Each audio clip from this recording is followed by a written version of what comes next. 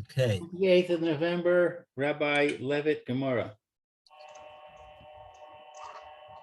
Okay. We are back. Let's see.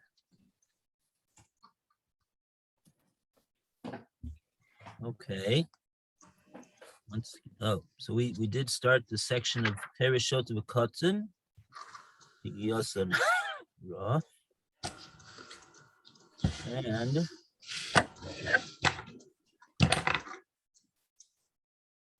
we were right in the middle of understanding this case. Okay, so maybe let's take it from the beginning.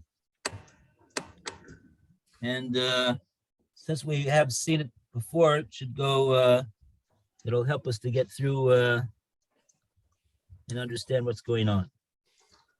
Bezrat Hashem.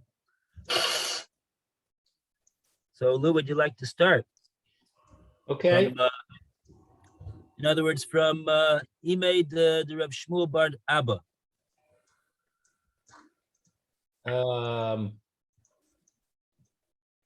That's the last two lines on the page of Peichas Amud Aleph. Right. 8885, right-hand column, top of the page. Imei Derav Shmuel Bar Abba Me Chag Ron Ya Havas Nesiva Le Rebbe Abba. The mother of Reb Shmuel Bar Abba of Hagronia was married to Reb Abba. Kisav Ti Nehu Le Nichse Lerav Shmuel Bar Abba Bara. She wrote over her property to Rav Shmuel Bar Abba, her son.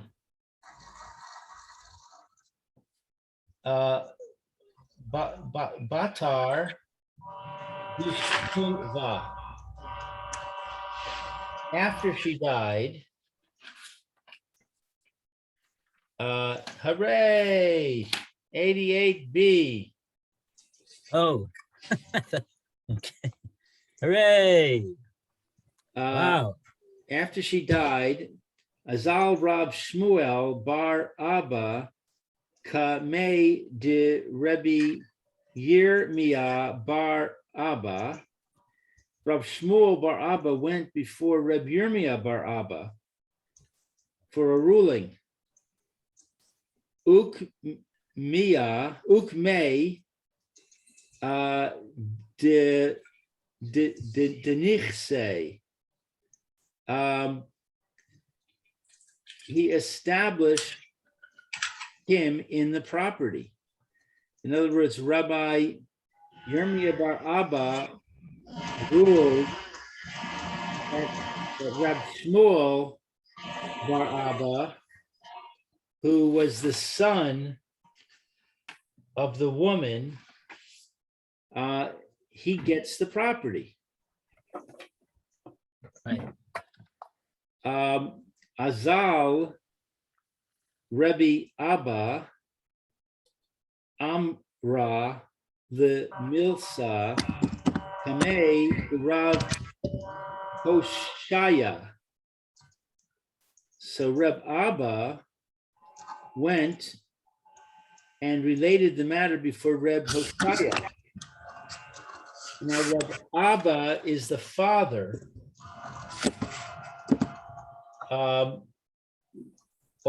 he's the husband. He's the husband of the woman whose son was Rab Shmuel, but he's the son of a different Abba. So Rav Abba, who is the husband of this woman who has passed away, he went and asked for a psak halacha from Reb Hoshaya. Azal Reb Hoshaya Amra kamei de Rav Yehuda. And Reb Hoshaya went and he asked for Psach Halacha from Reb Yehuda. Amar lei. Reb Yehuda said to him, Reb Yehuda said to Reb Hoshaya, Hachi Amar Shmuel, thus saith Shmuel. So now he's quoting somebody else.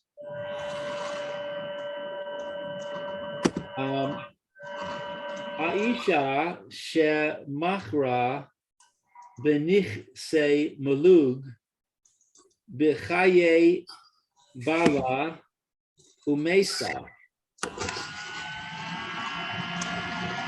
Bill, could you mute, please? Yeah, wait a minute. Thank you. A woman who sold her malug property during the lifetime of her husband and then died, Haba'al motzi miyad halak ochos. Her husband takes out from her hand, or from the hand of the purchasers. Her husband removes the property from the possession of the purchasers. Right. So therefore, Reb Abba may prevent Shmuel bar Abba from taking possession of the property, because Reb Shmuel bar Abba is considered to be like a purchaser. And Shmuel says that the husband can take the money from the purchaser. Therefore, the husband can take the money from the son in this case.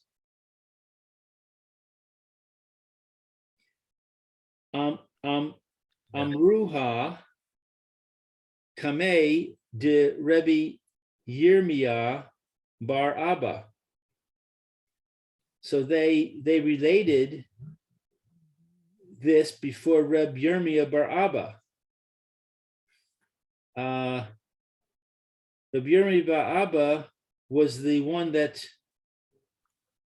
was the first judge. Yeah. The first one that they went to judge. He's the one that said the son keeps it. So now they went back to him and they said, we got somebody who contradicts you. Amar lahu ana mas nisa yadana. He said to them, I know a Mishnah. Meaning here's my raya, here's my support for my position. Disnan, for we learned in the Mishnah, hakosev nechasav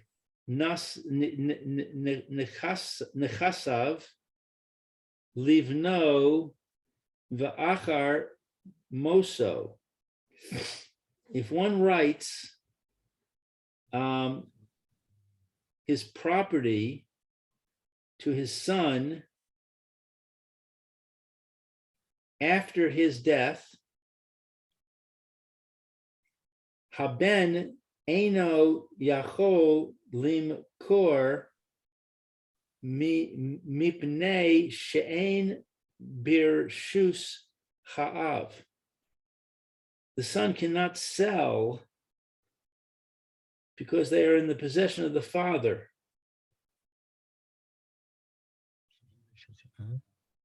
One writes over his properties to his son. Son can't sell because they're in the possession of the father. In other words, the father hasn't died yet. Right. V'ha'av eino yachol limkor mipnei she'ein kesuvin laben. and the father cannot sell because they are written to the son. So neither the son nor the father is the full owner who has the ability to sell in this case because of the interest of the other one in the property. Makar ha'av, but the father did sell. Mechorim ad sheyamus. They are sold until he dies. Machar haben. If the son sold, ein lo la lokeach ad shiyamus ha'av. There is not to him, to the lokeach, to the purchaser, until the father dies. So the purchaser has no rights in the property till the father dies. Yeah. Okay, so now ki mayes av misa. When the father dies, at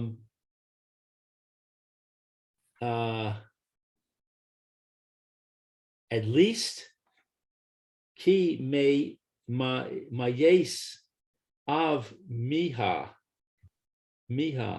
When he dies, at least, my English says, he is le lokeach. There is to the lokeach. In other words, now the purchaser does have rights to the property.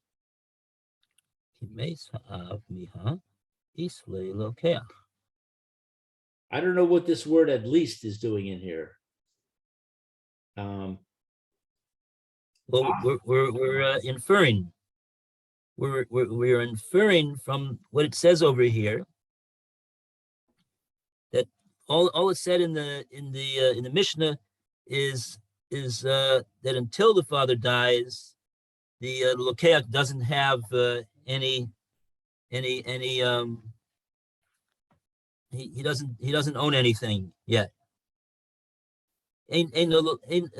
Mochra ben, when the son would sell his property that the father deeded to him to a third party, to a purchaser, ein lo lokeach ad sheyomo sa'av. There's nothing that the lokeach gets until the father is mace. So now the Gemorrah is saying, well, what's the implication of that? He mace av miha. However, when the father does pass away, so then what would we say the din is? Is leila lokeach. That would indicate that the property does, at that point, when the father passes away, go to the lokeach. Right. Okay. Ba'afagav demes haben bechaye av.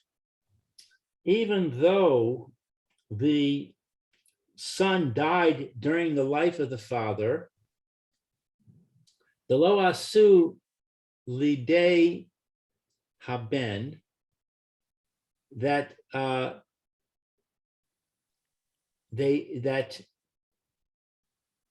it did not come into the possession of the son. In other words, the property never came into his possession because he died while the father was still alive.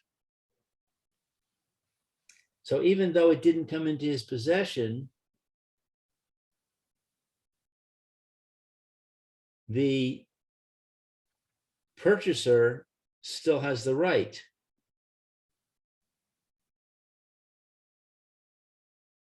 Right. Okay. Kerebi Shimon ben Lakish. According to Reish Lakish, the Amar, who said, Lo shna meis haben b'chaye ha'av. It doesn't make any difference if the son dies in the life of the father. Delo asu lidei haben, where the property never came into the possession of the son. Lo shna meis ha'av b'chaye haben, and it doesn't make any difference if the father dies during the life of the son. De asu lidei haben, in which case the object did come into the possession of the son. Kana lokach, the buyer acquires.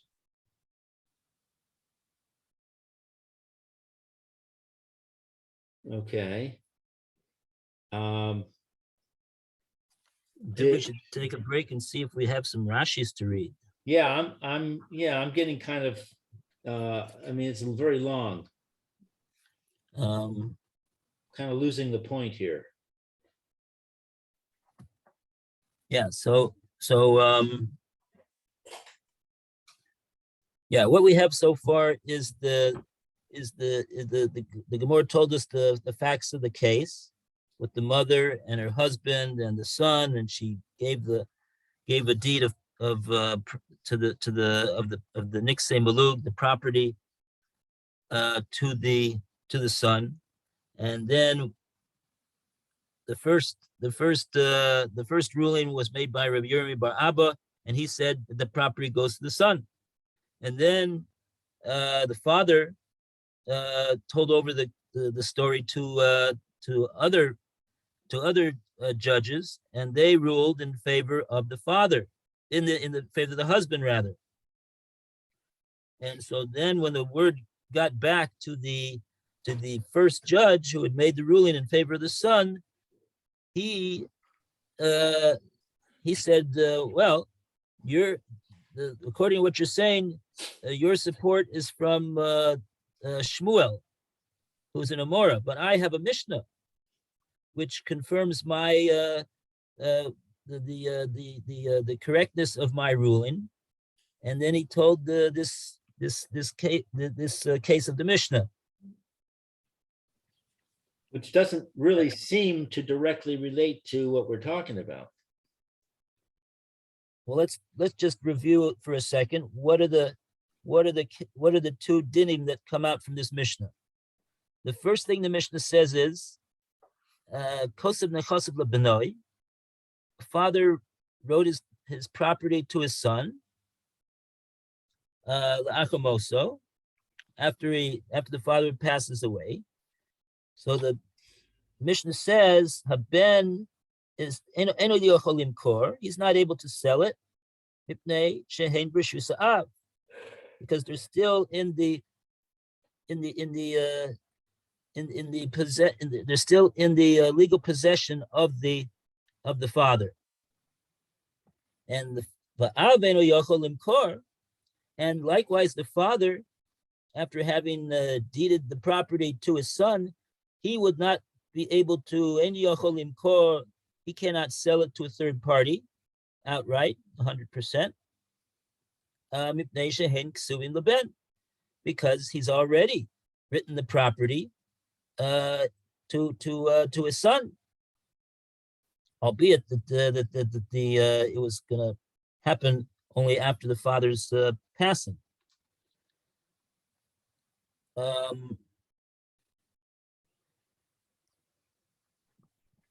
And so, yeah, so we had two dinim over there, and then we have another two things that the Mishnah says over there. Mochra av mochurim ad shiyamos. If the father does sell it, they're sold until he passes away,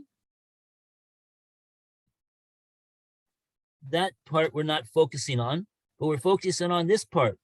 If the ben would sell it, machra ben ein lo lokeach ad shiamos ha'av.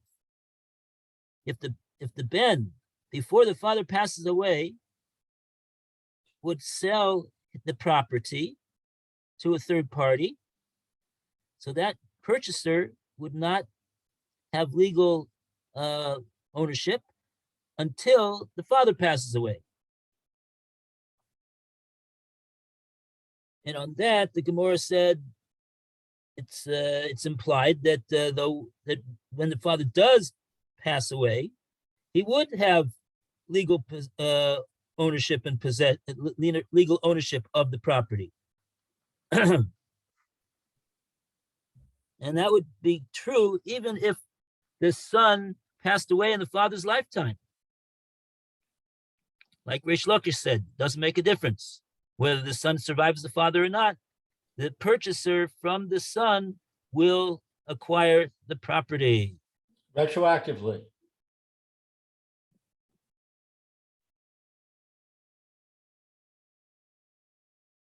Okay, retroactively. Or maybe I shouldn't say retroactively, after the fact. In other words, the son makes the sale on January 1st, but the sale doesn't go through until the father dies. Let's say the son dies on February 1st, the father dies on March 1st.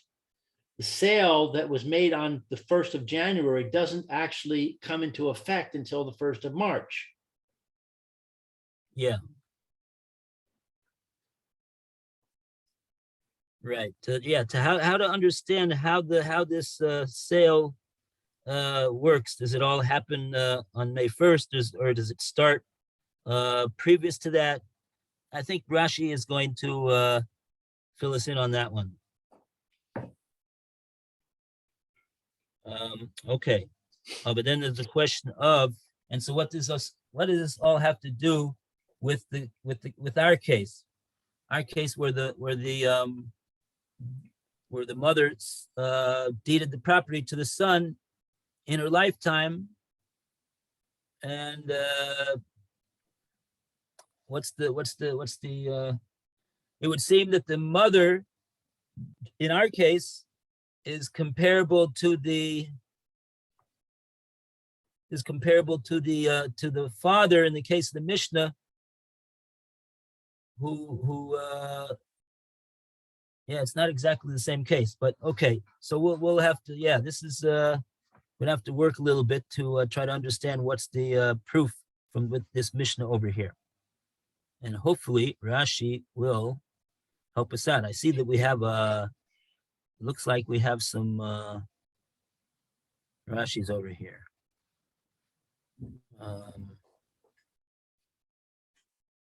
Okay. So which Rashi do we start with? Should we just start from the beginning and keep going? Well, we may have to go back to the previous page where we started Yeah. the story. Oh, okay. Then we'll be able to clap a second time. We finished the Rashi's on the page. Right. Okay, so we got the last Rashi on Pei Ches Amid Aleph, 88a. Last Rashi, Kas Ketavtinu, the Nixei Malug. It's what? It's written in Nichse Malug.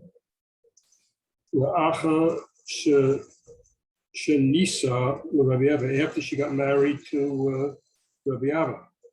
There's so many Rabbi Abbas here, which one we're talking about.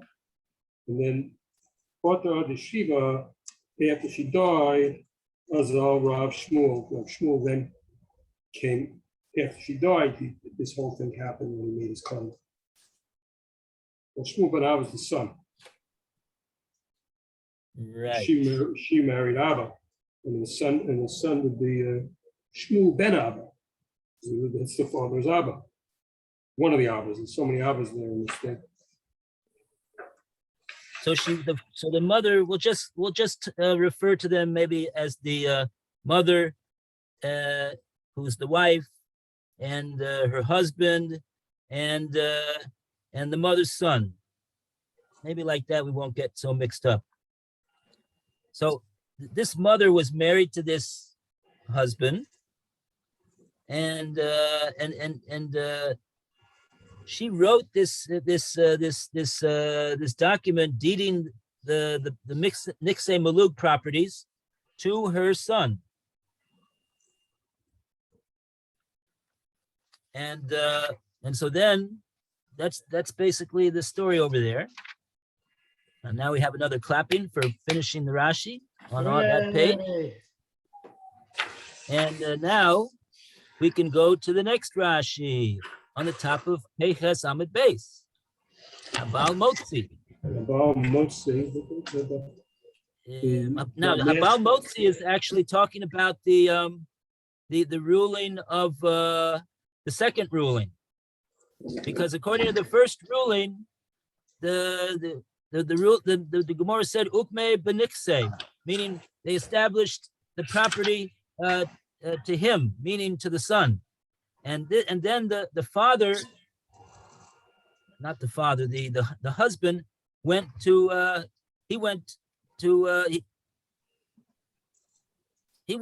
another judge, and the judge ruled in his favor that the Baal is motzi, that the husband takes out from purchasers, in a case where the wife sold it was exactly a case where the wife sold the Niksei Malug. Shmuel said, Ha'isha shemokra Niksei Malug b'chaye bala umesa. The Baal is motzi. The husband will take that property away from the purchaser.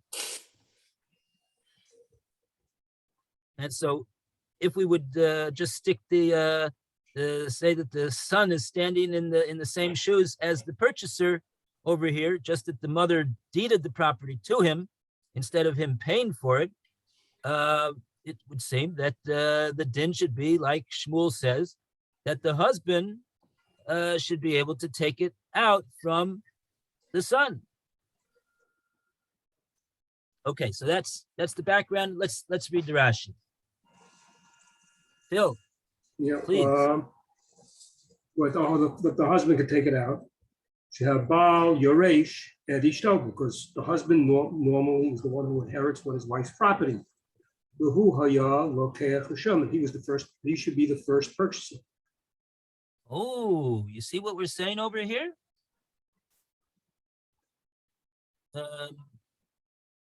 Rashi, in other words, why is it that the father takes first before the purchaser? Because he was, so to speak, a purchaser, that the property was going to come into his possession because of the fact that he inherits his wife. And so therefore in other words, that fact is true the moment that he becomes the husband of this woman. The moment he becomes the husband of this woman, it's already set in stone that he is going to get the property if she passes away before he does. Yeah, that's I guess true under a straight situation. What makes the situation more complicated is that she wrote it away. And if she writes it away as a gift before she dies, that it's could be already gone away. That's the problem with his side. Oh yes, if there was nothing else and it wasn't written away, definitely, but it was written away. So it's not so simple. Well, we're calling the husband a lokeach rishon, where Shmuel is regarding the father as though he had already purchased the property. So if the mother sells the property to a third party after the husband, in a certain legal sense, already purchased the property, so it should go to the first person who purchased the property, not the second one.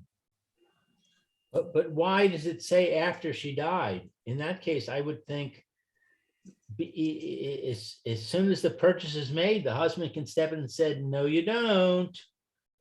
I've already purchased that property. You can't sell it.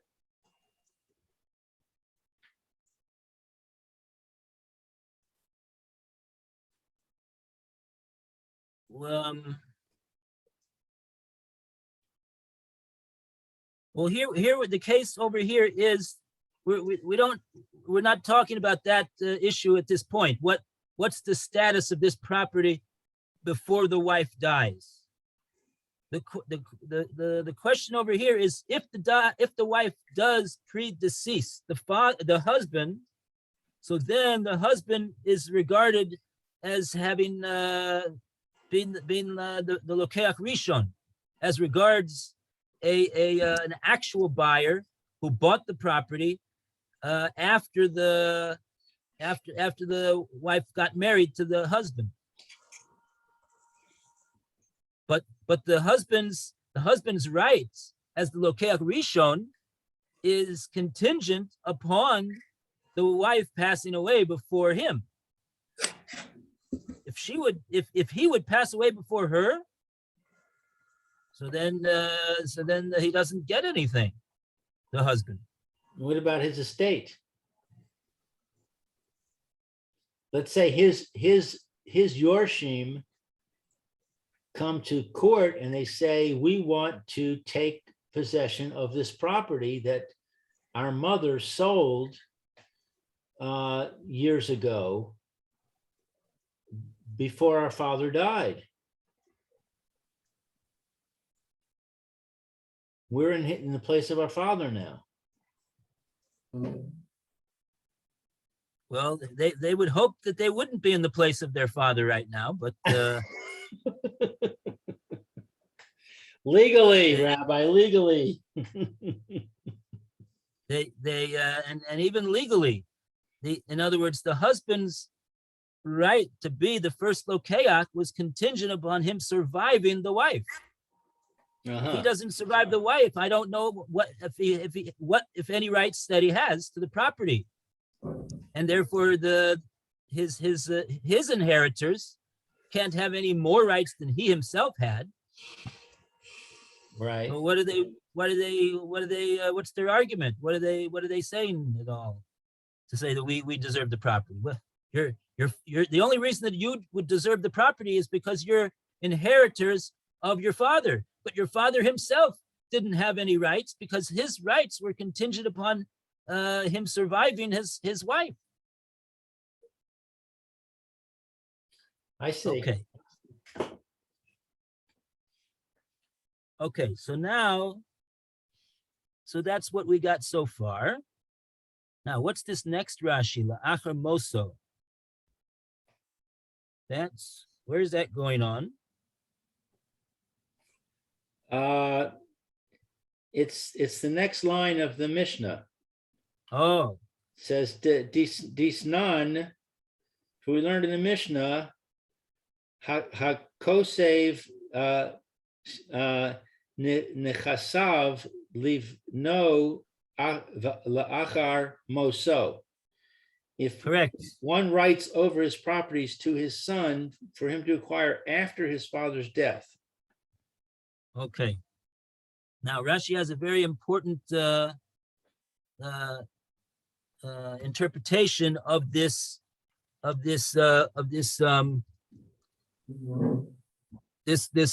document over here. Look what Rashi says the document actually says. Will I continue, Phil? Mehayom, from today, ula achar moto, and after his death. Ah. Kone Rabbein, because the body of it is purchased by the son, Mehayom, from today. Ela she'ha'av ochel ha'perot ad yom moto, but the father is able to supposedly eat the payros. He's able to enjoy, have use of the property, so to speak, until the day of his death. So it's a two-pronged thing. The father can use it until he dies, and once he dies, then the son really has acquired it officially from that day. It seems from what Rashi's saying that the property is really sold and acquired to the son mehayom, from today, meaning from the day he hands over this document to the son. This document says, I'm selling you this, I'm giving you this property. He probably gave it to him. He probably didn't pay anything for it, right? Sons don't ever pay their father for anything. So it says from today. It's yours from today. Ula achamoso. Oh, what do you mean? La achamoso. Oh, what that means, after the father says, after I take leave from this world. Well, what do you mean? You just told me you just told me that I got it today. So Rashi has to explain. It seems like a contradiction. What is the son getting now, and what is the son and what's this business about after the father passes away? So Rashi explains the property itself, the goof. The property has two parts to it. Property has what we call the goof of the property, the actual ownership of the property, to be the owner of the property, and then property has another right. It has the right of usage, the right to use the property, which is the right to the peros, the right to the fruits of the property, the profits that the property can produce. So the father, Rashi explains, gave the body of the property to the son from today, from day one, the day that he handed it over to him. But he's holding back the father the peros of the property, the right to use the property and the right to receive the profits that property generates, as long as the father is in this world. But the assumption is that after the father, but that's just as long as the father is in this world. But after the father is in this world, then it would seem that even the peros of the property are going to be taken over by the son, and then he'll have the goof of the property, and he'll also own the peros of the property as well. Okay, so in that case, right. So in that case, what did we say? What is the din that the Mishnah said? The son at this time, before the father passed away, he cannot sell it. Ein yochol limkor, because they're in the rishus of the av. The right to receive the peros are in the control of the father. So therefore, the son cannot sell the property.